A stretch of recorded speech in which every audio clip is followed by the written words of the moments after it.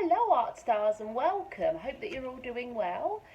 Today we've got a super fun session lined up. We're going to do some experimental drawing. So what we're going to need is a few sheets of paper, I'd say 4 or 5 sheets, just like this plain white paper or cardboard, whatever you've got. A pencil or felt tip pen, or a few different coloured felt tips, anything like that's fine, it doesn't really matter too much what you draw with, so long as you can see it, and some interesting objects to draw. So I picked up some really nice objects from my house. This is a candle holder, and I love this because it's got so much intricate detail on, so much detail, so it's really lovely to draw and fit that in. I've got this little bird here, and again lots of pattern and detail on the body, and I've got a mug, and I'm not so interested in the shape of the mug. I'm interested in this lovely design we've got on the mugs. We've got the robin and the flower, so that's a really interesting one to draw. And if I get this far with my drawings, dependent on how much space I fill up in the time, I've got this is a little vintage 1960s coaster for drinks. And again, I'm not interested in the shape, it's just a very simple round oval shape. It's the patterns inside. So you're welcome to work with me and copy my objects, or if you've got some objects of your own, that would be fantastic. Like the objects I've shown you, like I said, these have got really nice patterns and details on. They're very, very detailed. So if you've got anything like that at home, that's fantastic. Try and stay clear of objects like footballs, just because they don't have much pattern on. So when you choose your object, really go for things that have got some interesting detail on, like I say, or some patterns. Some examples are, when I've done this class before, people have picked up books and CDs, things with an interesting cover. So there was a young lady in one of my other classes who did a book, and it had a really beautiful image on the front. So she drew the book, and you'll see when we do the activity, the patterns come off of the surface, come off of the book, so it looked as if the words and the story were coming away from the book, and that was amazing. So like I say, please do try and find some objects that have a lot of detail on them. It could be something like a doll or a teddy bear. With the teddy bear, obviously you've got the fur. CDs or books, if they've got an interesting cover design with lots going on it, something that you like, or some little ornaments, like I say. And I'm going to show you a series of drawing activities, so something called continuous line drawing, and then opposite hand drawing, blindfolded drawing, and some fast-paced drawing methods as well. And the point of this is, often when we're drawing from life, we get a bit nervous, and we start to rub things out again and again. We're quite hard on ourselves, and this is something that really frees up our creativity, and stops us thinking too hard, because we're not aiming to create something that's realistic. We're just experimenting, so we can create some really interesting abstract artworks. And so the outcome from today is, like I say, that we'll create a series of different fast-paced drawings from our objects, experimental drawings. And the aims are that we'll free up our creativity, and it will help inspire us, and we'll come up with something that we wouldn't have otherwise thought to have done. So it gives us a new way of looking. So we're going to start with something called a continuous line drawing, and I'm going to demonstrate it for you. So, here's an example of one I've done before. So a continuous line drawing is where we draw on the page, and we don't take our pen or our pencil off. We just draw very quickly, and everything connects with one line. So if you're drawing an object of a person or animal, even, all of the detail on there joins up. I spent a little bit longer on these because these are done in colour. So this little goose here. So I incorporated different colours in. We're going to work very quickly for the first one, so I suggest just using one colour for that. And I'm going to do, to start, I'm going to do my wooden bird here, my woodpecker, I think it is. I'll put it up here so you guys can see it if you want to draw it as well, or like I say, you can do your own object. And you just want a pencil or a pen or a felt tip, anything you like to draw it, just so long as it's clear. I'm just going to use a black felt tip so you guys can see what I'm doing. And I'm going to time myself. I'm going to time myself for 1 minute to do this. And the reason that we time ourselves when we're doing this is to, like I say, so we don't have time to fuss or to stop or make any changes. We just work. We work quickly. If you make a mistake, it doesn't matter. We don't have time to rub it out or change it. We just work through. So maybe if you've got a timer, put it on. If you've got a timer on your phone, or ask someone in your house to time you.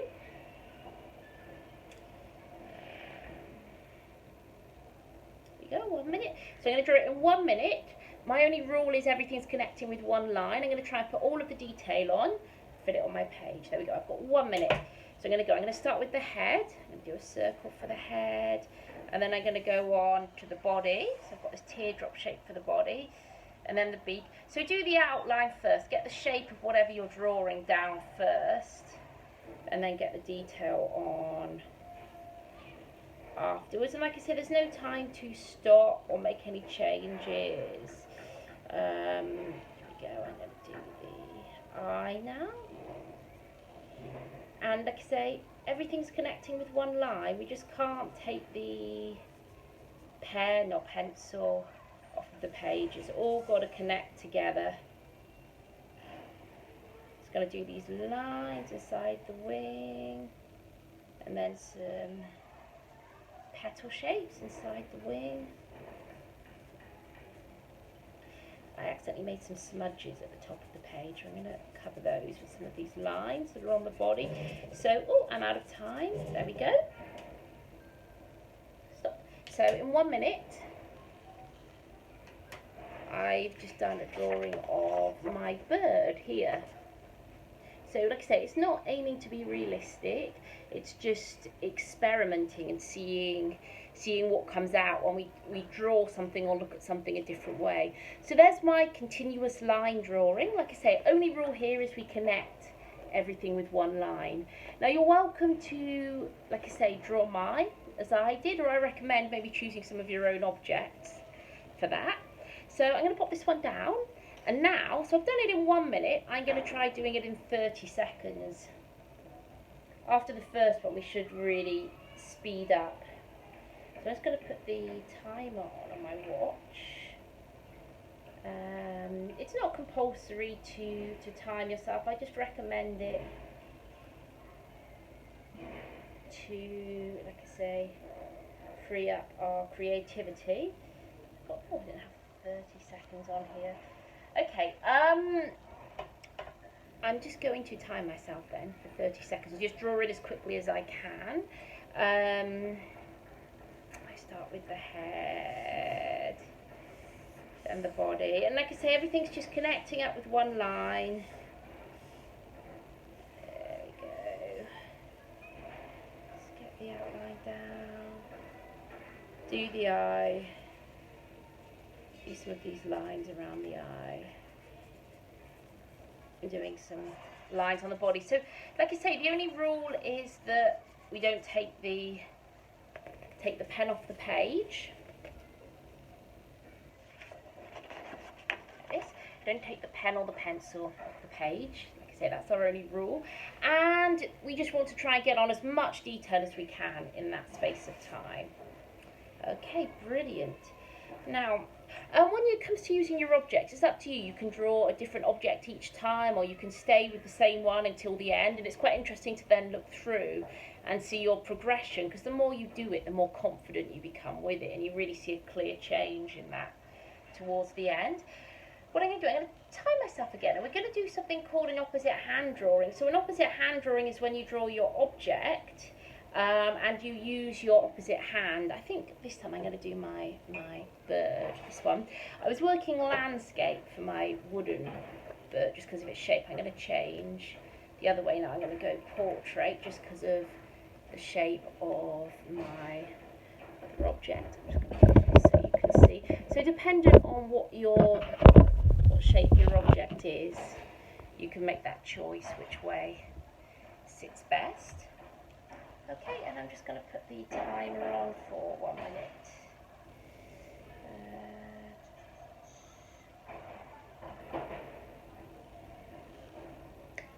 Okay, and I'm going to draw it. So I'm right-handed. I'm going to draw my bird with my left hand. This way up. It doesn't have to be a continuous line this time. It can just be a general drawing. And this is a really good exercise just in easing up control, so that when we do our art, we're worrying less and we have more innovative outcomes. It can be continuous line if you prefer, if you want to make it a bit easier for yourself. It doesn't have to be. I'm just doing some of the circles on its body. So if you're right-handed, use your left hand. If you're left-handed, use your right hand. Just whichever hand isn't your normal writing and drawing hand, the one that you have a little bit less strength in. And like I say, look at mine. It doesn't have to be realistic. It's not going to be realistic. It will be wobbly. It will be disproportionate. There we go. Out of time.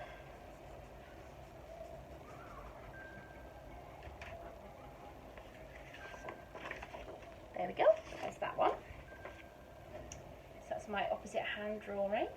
And I'm going to do one more before we come on to our final piece.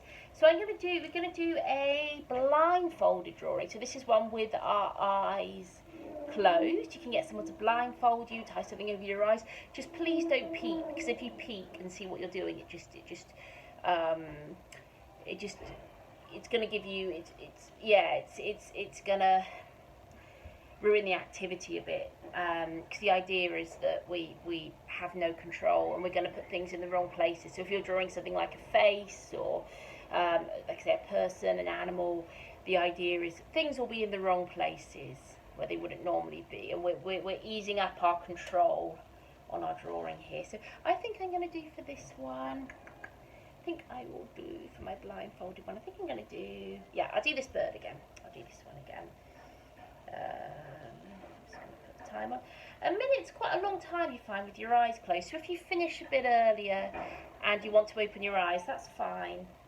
So I know it's quite a long time just to keep your eyes closed for a minute and not know what you're creating.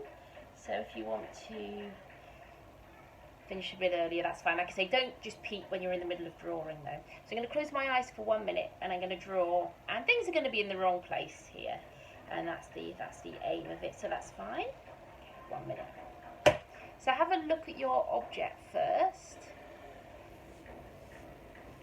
Have a look at all the detail on there, and you can try and get everything on. It's a bit on the head. I'm putting the eye in. I don't know where that is.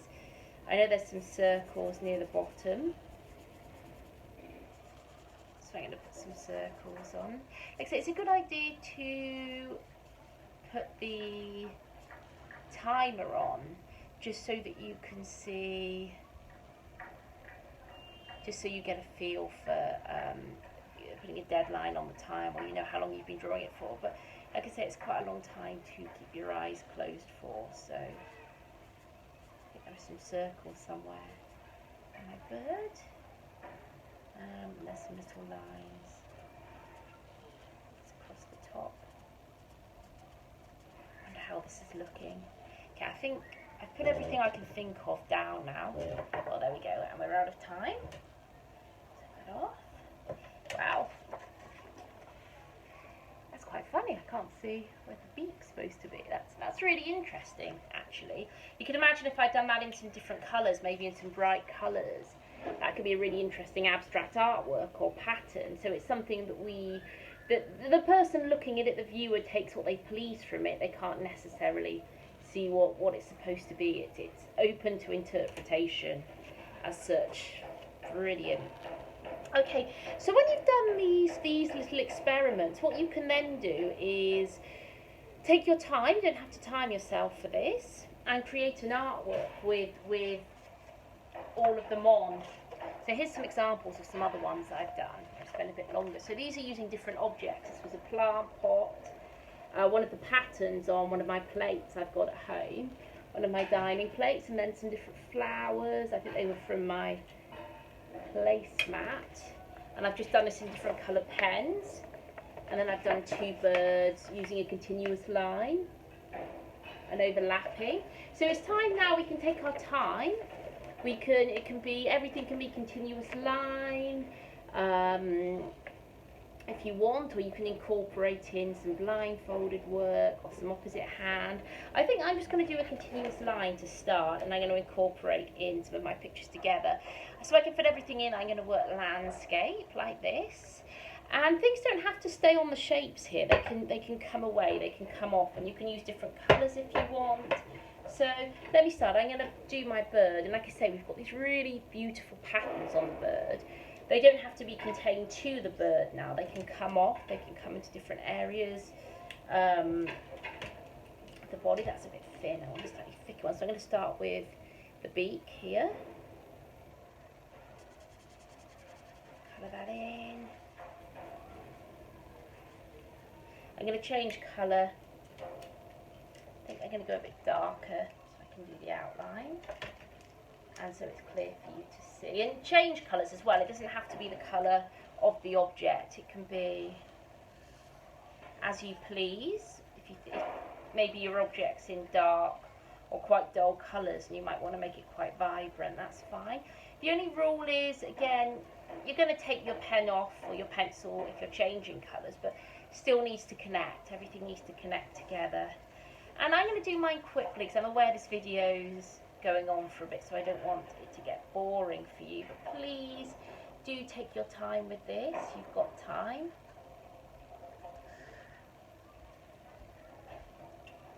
If you feel that you need to rush, there we go, there's my bird. So I remember my line stops there, so when I change colour, I'm going to go back to that point.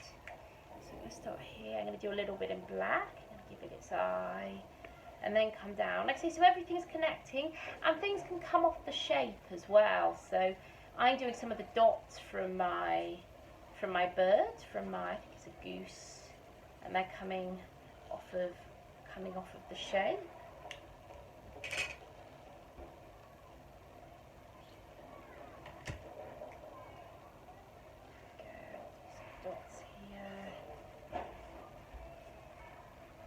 I want to do some triangles here. There we go.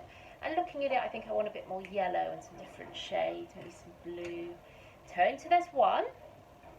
And I want to fit on some other things. I've not used these little mats I've brought yet. So let's go here.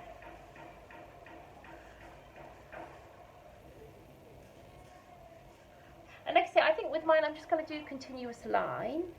It's going to suit the style of the picture, but like I said, if you want to do a bit of opposite hand as well, or you can maybe do them on a separate sheet. It might be that you do more than one picture, or you might spend all of the rest of your time for the session on the one. There we go, some black. I think, like I said, this picture needs a bit of blue, so I'm going to add some blue in. Got some different flowers on this mat here. And we can create some really interesting pieces here. There's some really nice possibilities. And things that we wouldn't have otherwise thought about. We're not just copying something so it looks like the photograph. We're not just copying it so it looks realistic. We're creating something completely new. And I've got this mug with some really beautiful pictures on. I've not used at all, so I'm going to use some of this because I'm not that interested in the shape of the mug, so I'm not going to put the shape on. I'm going to draw the bird. Oh, and again, like I say, shapes can overlap, come off the shape. It's actually quite interesting if you're not shading your shapes in to see them overlapping. And just reinterpreting, re-going over all of the lines and the marks on there. Give it a bit of wing, and then go down, 1, 2, 3, 4, and give it another leg, 1, 2, 3, 4. And yeah, like I said, there's some really beautiful birds on this mug. Really lovely lines and patterns. There we go, and I'm going to put some flowers up here.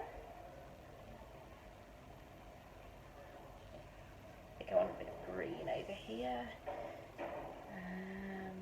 I'm just going to use some of the patterns that I can see on my bird. So we've got some circles, some dots at the bottom. I'm going to do them here. So creating something that's, like I say, a bit abstract. Shapes are coming off the main design. And there we go. So I've come up with something completely new using those objects that I've got.